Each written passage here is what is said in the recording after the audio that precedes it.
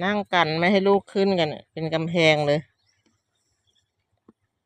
กำแพงมนุษย์เดี๋ยวดังเลยกั้นเป็นกำแพงมนุษย์เลยนู่นยันนู่นกลัวตัวเล็กขึ้นมา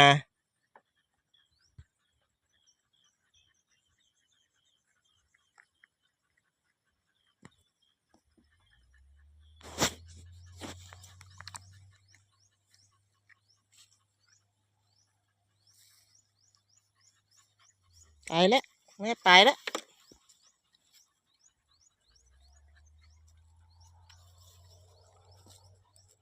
จะวิ่งตามไหมเนี่ยใครจะวิ่งตามไหมฮะใครวิ่งตามโดนไม้แน่ด่างรถมาด่างรถมาเห็นไหม